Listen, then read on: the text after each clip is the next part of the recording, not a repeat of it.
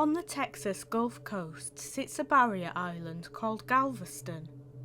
Today, Galveston Island is a location popular with tourists, but its history stretches back centuries.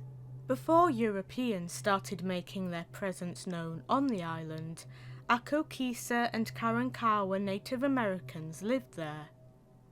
After the US ended its international slave trade in 1808, Galveston Island became a place to smuggle slaves.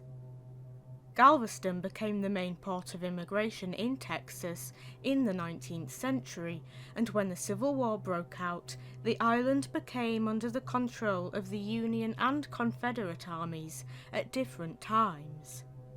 In the run-up to the 20th century, several orphanages existed there. But the 8th of September 1900 brought tragedy and devastation to the island. That was the day the Great Galveston hurricane hit. It was a Category 4 storm with winds up to 145 miles per hour or 223 kilometers an hour. Between 6,000 and 12,000 people were killed in what became the deadliest hurricane and natural disaster in the history of the United States.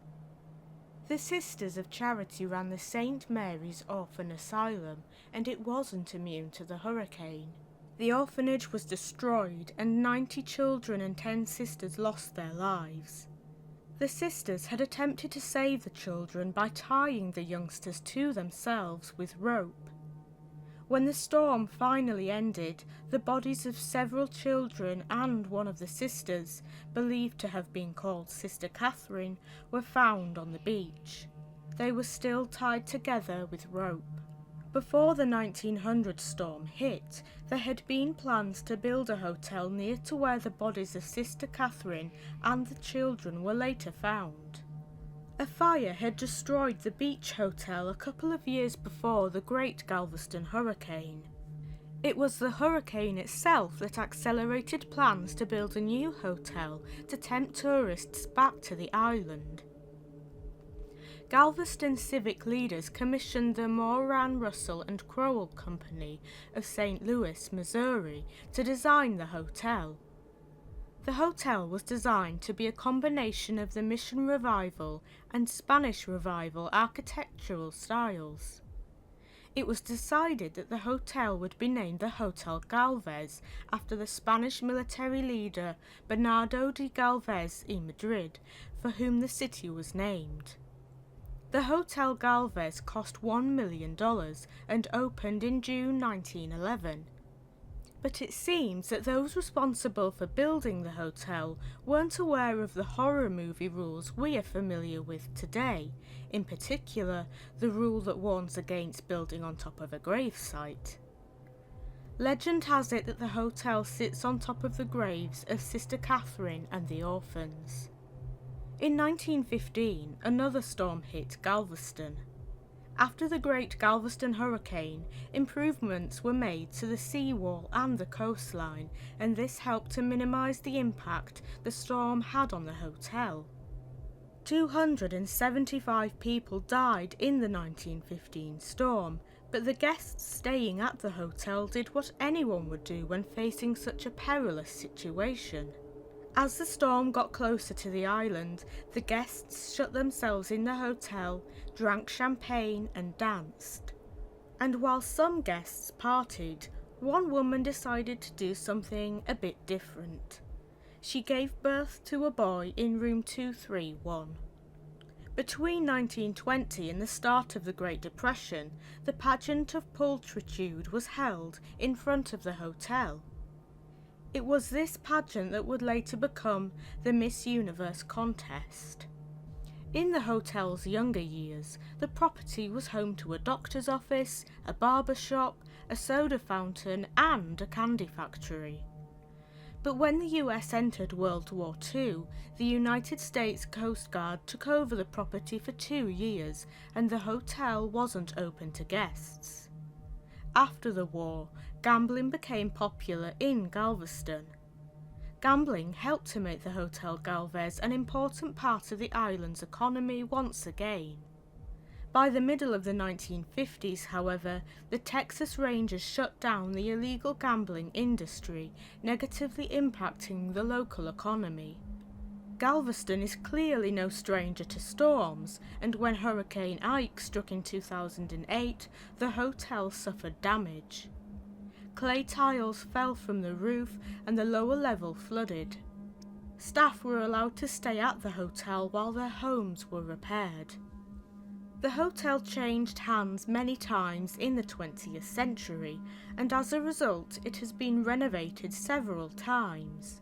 Suites have been named after former guests, including Frank Sinatra and Howard Hughes. The Hotel Galvez is a member of the Historic Hotels of America group, and in 1979 it was added to the National Register of Historic Places. The Hotel Galvez sometimes lets employees and guests witness a spookier side to the hotel. The hauntings vary, ranging from employees feeling the presence of a man in the corner of the laundry room and poltergeist-like activity in the restaurant and lobby, with people watching candles go out on their own and dishes moving or breaking. A woman was once told to get out of a first-floor bathroom by a male voice. When staff lived at the hotel during Hurricane Ike, they saw a man and a woman, who was dressed in an old-fashioned maid's outfit, walk through a guest room and vanish. A portrait of Bernardo de Galvez hangs in the building, and people have reported feeling uneasy when looking at it. It appears that Bernardo doesn't like it if you take a photo of his portrait without asking for his permission first. Those who haven't asked for permission later discover that their photo of Bernardo is blurry. Some people have seen a skull superimpose itself over Bernardo's face, either when looking directly at his portrait or in a photograph. The lower level of the hotel seems to be the place where the spirit of a little girl makes herself known. She wears clothes that look to be from around 1900 and has blonde pigtails. She has often been seen early in the morning bouncing a ball.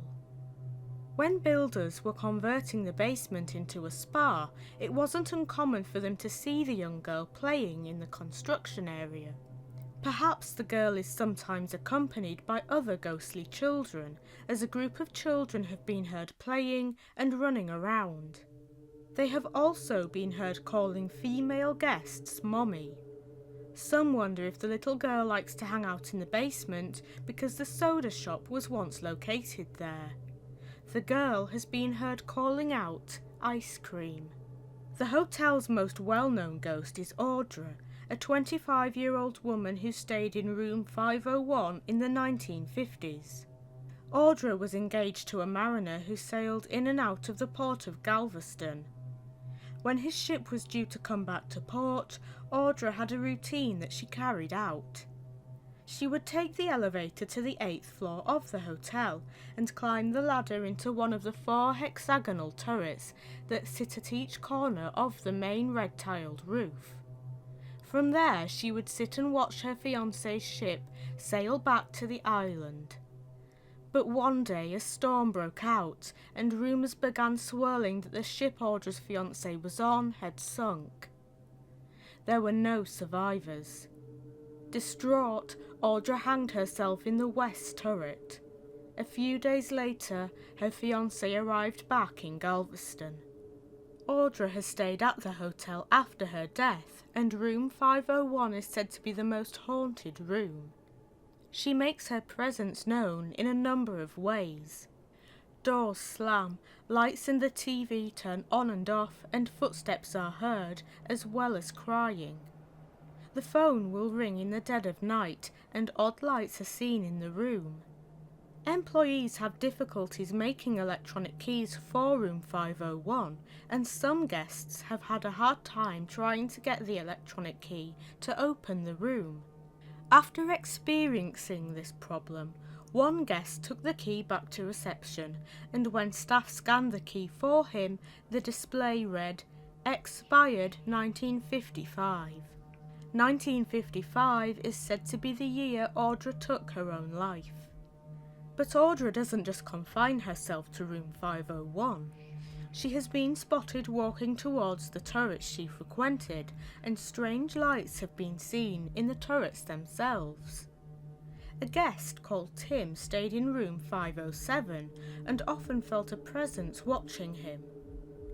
One night he woke up to the sound of a dress moving and the sound of someone walking over dead leaves. He soon relaxed, thinking the noise was coming from the hallway. Tim drifted back to sleep, but the same sound soon roused him again.